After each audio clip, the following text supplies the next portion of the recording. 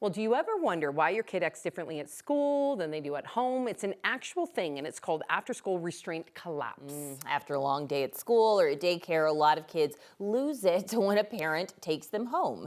9 News parenting expert Dr. Cheryl Ziegler is here now to explain what that is and how parents can deal with it. Because this definitely happens in my household. Me too. But it makes me feel better to know it's not like a phenomenon. This is a thing. This is a thing, and somebody just, gave it a fancy name.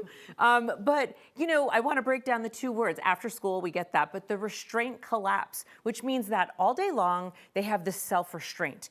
And what they're really showing, at least in this study, was that the amygdala, which is the fear center of the brain, is kind of firing all day long when you're in this new environment and you're a kid and you're figuring all these things out and you're restraining and holding back on all the things.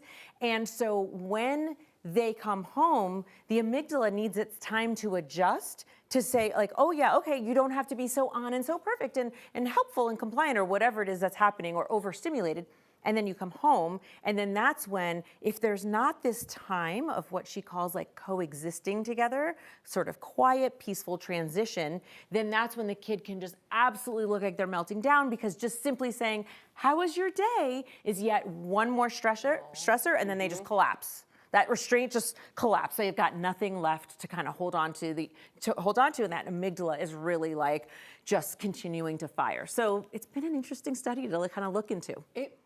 Do your children feel safe with you? That's the way I take it. My children will come and then they collapse, and I try to give them space, but sometimes I can just tell with my youngest in kindergarten, I can tell that all day he was trying his best. And then with me, he can just kind of let go. I love that you asked me that question, because for actually decades, when parents will say that to me, well, I think that, he or she acts that way when they come home because they just feel safe with me. I've always had something inside me that's I actually don't think that's right. And so I've always just been but I haven't had any research to back up, but I've never thought that was quite right.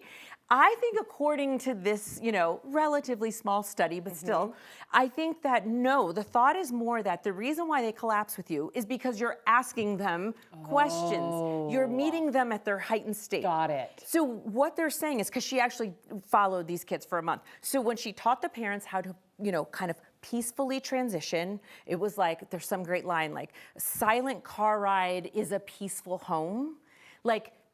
Quiet, don't ask them questions. And the magic number was 10 to 12 minutes in this study. 10 to 12 minutes. Then what they did was they measured their cortisol levels at night. The parents in the control group who actually did that, the cortisol levels, which are our stress hormones, were really lowered in the evening. The parents who did not, cortisol levels were still high. So I think it's much more of how we transition kids. And this, I know you're thinking of your little kids, but there actually is a place even for teens on this, where when they come home, just give them a soft landing. It's that safe landing. And what is safe is to just not do so much inquiring. If they want to talk, they will. But otherwise, coexist. And that means don't ignore them. It means we're in sync, we're in harmony, but we're just kind of vibing together at this quiet ride. Maybe the music's on, maybe it's off, depends on your kid. You figure out 10 to 12 minutes, then you can be Sounds easy, but I'm yes. How was your day? What did you have for lunch? I want to know all the things. Exactly. Nice to you. That's going to be very difficult, but okay, fair enough. Yes. I mean, if your kid is having a hard time, try it, right? Kids who are more sensitive or more predisposed to this kind of restraint collapse. So it doesn't apply to every kid, and it normally only lasts a couple of months when they're adjusting. But I'd say January is another month that they're readjusting after the long winter break. That's true. 2 weeks out, it was we're starting all over again. So something good to be thinking about right now. That's great advice. I'm going to tell my husband, because he's been doing pickup as of late. Oh, so yeah. Try it. Thank you for that. We shall try it. Try Dr. it. Ziegler, thank you so much. You're welcome.